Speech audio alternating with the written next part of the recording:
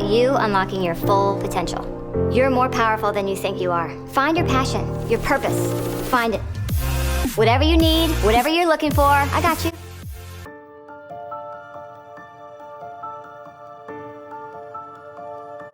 Hi everyone, welcome back to the second part of this Down the Rabbit about Soulcycle. So last week was so fun. I highly recommend. If you haven't watched it, please watch it first and then come back and watch this one, because you will be missing out quite a lot if you just start watching it right now. So last week I broke down different topics, like I introduced you to the founders, the lawsuits and so forth. So like I said, highly recommend watching that one if you haven't. This week I'm going to break down the culture. So for me, like I said, I used to go to Soulcycle a lot, and I used to go during my ultimate Soulcycle phase. I was going 5 to 6 times a week. I used to get up really early in the morning. I used to get up at like 5 a.m, go to Soulcycle, and then I used to teach yoga. And sometimes, some of the staff would be like, you don't want to do a double? And I was like, I don't know if I can do a double, even though they asked me many times. And I just want to be clear, like, a lot of the staff, the instructors, were very sweet to me, so I don't want to take away from that. I believe that it was a culture embedded by the system. I think it was a systemic issue that is going on. So speaking of systemic, I first want to start off with the narcissism in instructors. So like I said, it's not all, but there have been quite a few. How does it work? How do you inspire writers? And are they always like students first and then become writers? Well, I'll make you a deal. I'll share my secret sauce if you share your secret sauce. You're not going to tell me. No, I will. Are there definitely. secrets? No. Are there Soulcycle secrets? You know what it is? It's teacher based, obviously. Yeah. The success of the ride is the success of the ingredients the teacher puts into it. So I just showed you a clip of Stacey Griffith. She has been quite a controversial figure. I actually used to take her class in Los Angeles, and I've had my own personal experiences that I don't really want to divulge just yet. I feel like at some point I will, but right now, personally, I don't really want to taint your image of this video and make it seem like it's a personal attack, because I feel as though, yes, there are a lot of instructors in the wellness fitness industry that can be very phony, can be very fake, but I don't want to just look at them as being phony, fake, and narcissistic. I want to take it through, I want to give you maybe reasons why they are the way that they are. And what I find very interesting about Stacey Griffith, let me just give you a quick background about her. She often says, and even in the classes that I took about her, she often says that she went to New York with $5, and I'm originally a New Yorker. I moved back with $400, so I totally understand $400 in my pocket. So I totally understand that kind of grind. And she said she was a drug addict when she was teaching, when she started becoming an instructor, and so forth and so forth. And what I also found very interesting was that she said Soulcycle saved her life. And that's like typical cult-like nature. And when I was teaching yoga, I used to say that quite often too. That's how I felt. I think I had a huge awakening after I stopped teaching yoga, and I realized that that's a lot of pressure to put on students to say this saved my life, and this can save your life too. So I just want to put that out there. I think it comes from a good place, or it might not. I don't know her intentions, but I just want to give both sides of the aisle, that when I used to say it, I came from a good place, and she might come from a good place too. Now, her other actions, like I've seen, like you can see here, when she posts things about her being newsworthy and on CNN, and then jumping the line for the vaccine, that didn't upset me that much. I can understand why it has upset people, but I do understand, and what a former staffer who did interviews said, with a few outlets, or maybe it was just in one outlet and it ran to different other outlets. But the former staffer said that she felt like Stacey Griffith was a narcissist and had a god complex. Now, that is their opinion of her. I'm not going to take that away from them. I did feel when I was in her class, she said she's an Aries, and I don't get along with a lot of Aries. But I did feel this like sense of arrogance, and like I didn't get narcissistic energy, but again, I feel like because I was one of the writers that was doing well, that she liked, I felt like she kind of gave me special treatment. And there is definitely special treatment at Soulcycle. I've noticed that. I've noticed that there's special treatment of writers. You know, a lot of instructors would be like, come right in the front, come right in the front. And I took it as a sign of encouragement. It was very sweet of them. But I don't think I would have been asked to ride the front if I wasn't a good rider. And if I didn't stay on the beat. So there is that kind of pressure, even though, you know, Flywheel is very competitive and Soulcycle, so they're not. I think there's like a passive undertone of competition that's shown through choosing an elite of riders, teachers, and staff. I can definitely see that there's like clickiness, and just kind of high school mentality. She's specifically taking classes at Soulcycle. Yes, that's the gym that... So a big theme at Soulcycle is celebrities, celebrity-obsessed culture particularly. And I used to teach Bikram yoga. I've taught yoga for a long time, and that's also kind of, I wouldn't say it's celebrity-obsessed, but a lot of celebrities do it. I've had a lot of celebrities take my class, being consistent students of mine, so I can definitely relate to having that experience at other places. So I wouldn't automatically jump to, just because it's a celebrity, celebrities go there, that it's a celebrity obsessed culture. The difference, however, that I found with yoga and Soulcycle, just my personal opinion, is that on their social media, and I show here that on their social media, it's clear that they have promotions with celebrities, and there's a lot of marketing about celebrities going. There's paparazzi waiting outside of Soulcycle, and it's very, even when I'd go to Soulcycle Hollywood, there'd be like celebrities outside. It was almost, appeared to me like they were waiting for the paparazzi to stop by. I just found it very interesting, and living in LA and having dealt with some celebrities, not all, but some, you can tell that they purposefully seek out paparazzi to keep themselves relevant. So I found it very interesting that as we go through their Instagram, it's very celebrity driven, and that kind of contradicts the whole idea of everybody has a chance to do this, you know.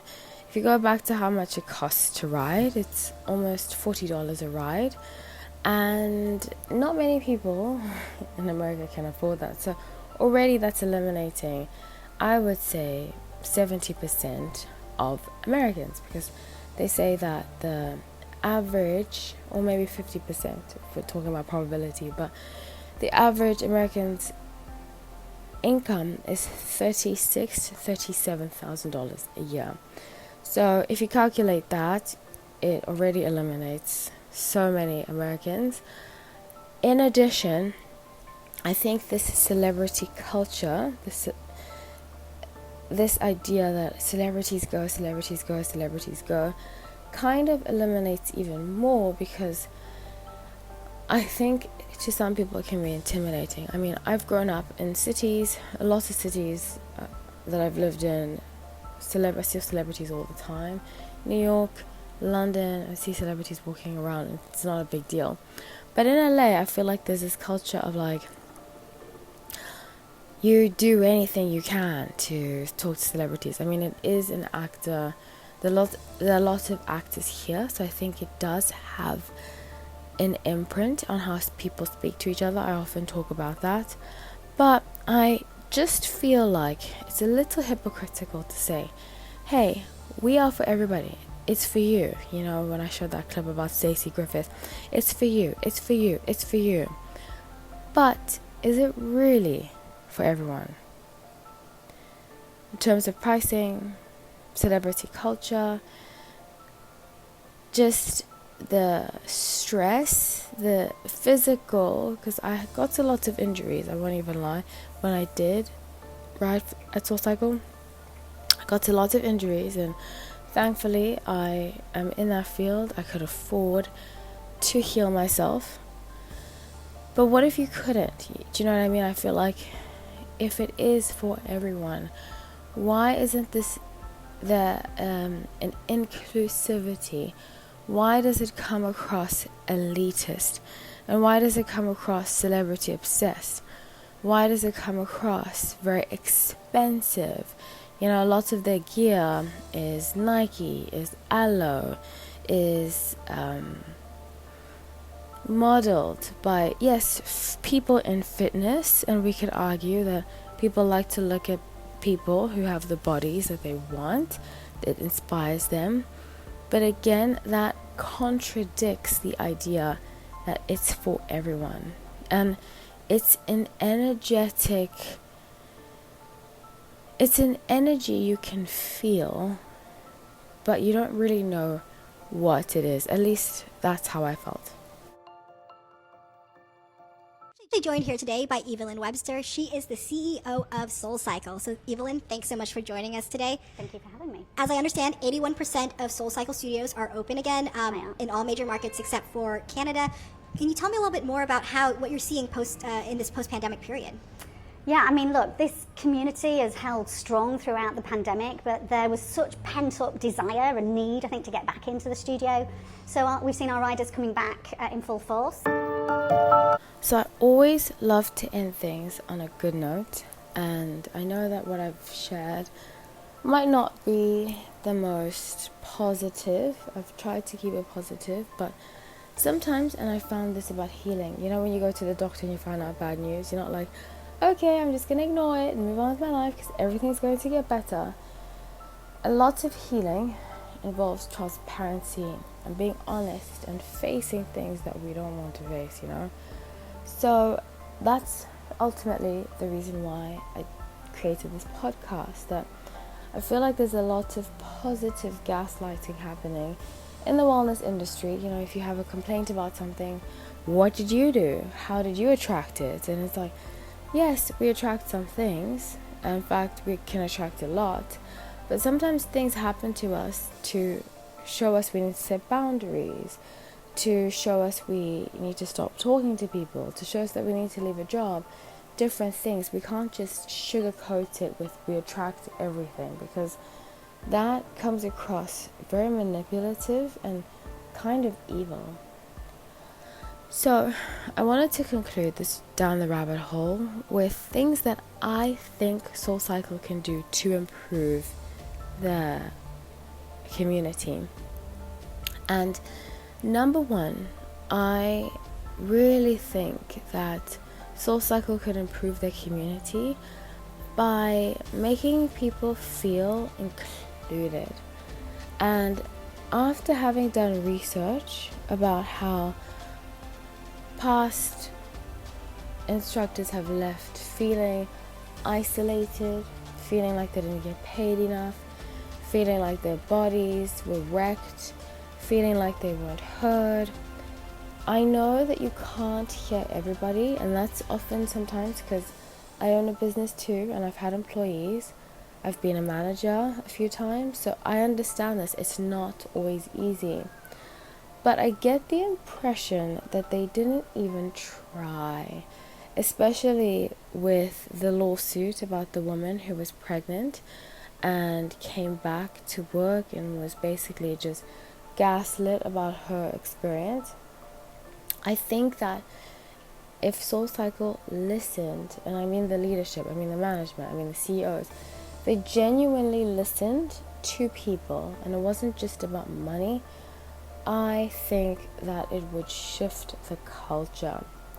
The second way that I feel as though Soulcycle could heal the community, because right now they're going through a lot of bad press, and I don't like to jump on people and tell them I told you so when everybody else is down on them and is beating up on them.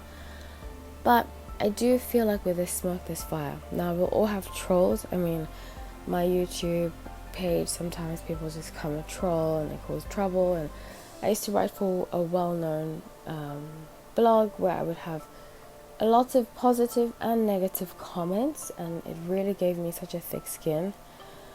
So you can't control the trolls, but you can also provide a transparent atmosphere to ask them, what do you think I could have worked on? And you'll notice the people that actually care and want to help you succeed will give their input, and those who are trolling will disappear. So I think if they had a transparent, maybe town hall with all their riders one day, sat down and said to the community that they're based in, wherever they have their studios, had an open forum and asked them, what do you think we could work on? Because there seems to be somebody coming from the top that thinks that they know it all and doesn't, and shifts it into an energy of, we know everything, you know nothing. The third way that I think Soulcycle can heal from, like I said, the bad press, the disgruntled former staffers, I feel as though this sense of elitism, which kind of goes back to one, but I want to expand in this particular topic. Elitism and feeling as though there's only one type of person that will do well at Soulcycle. Somebody who is celebrity. And if that is your target market, that's fine. But honesty is important about that. Don't say everybody can come, but particular people get treated better than others. The fourth way that I think Soulcycle can heal the community is through having, like I said, open discussions, which kind of alludes to the second. But open discussions about things that have come to light in the press, because it's not a good look to just shift your whole company when things haven't gone your way. I mean, I remember I used to ride when the whole Soulcycle thing happened with one of the investors and investors of the actual company, sister companies like Equinox and Soulcycle and the Templars. I thought it was kind of hypocritical, because I feel like you can vote for whoever you want to vote for, but one of the investors held a campaign for Trump at the time. Like I said, I'm not here to tell you who you vote for. That is your prerogative. It's none of my business. I don't even tell people who I vote for, because that's my business.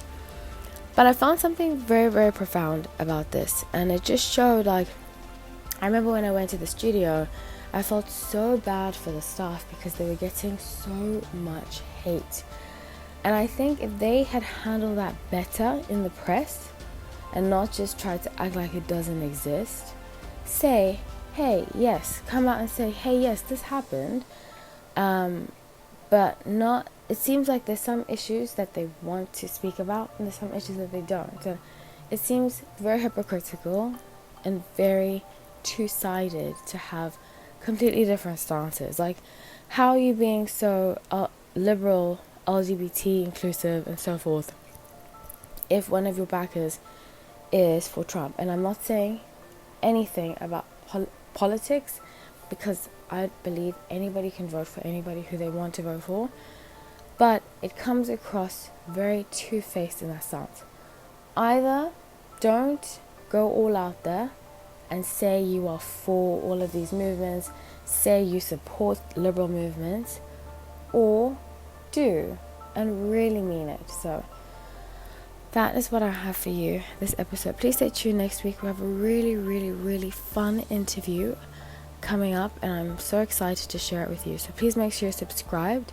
If you're on YouTube, please make sure that you are listening, you're following on Spotify and Apple Podcasts. You can listen anywhere, if you're driving, if you're cleaning. I love to listen to podcasts when I do the dishes, so it helps to go through things when you are bored or you have like chores to do. So thank you so much for listening. See you next week. Thank you so much for watching. I hope you enjoyed it. If you're listening on Apple Podcasts and Spotify, thank you for listening. Please make sure that you subscribe so that you stay tuned for the next episode. I usually drop it on Thursday, so enjoy until next week. Thank you so much. Take care.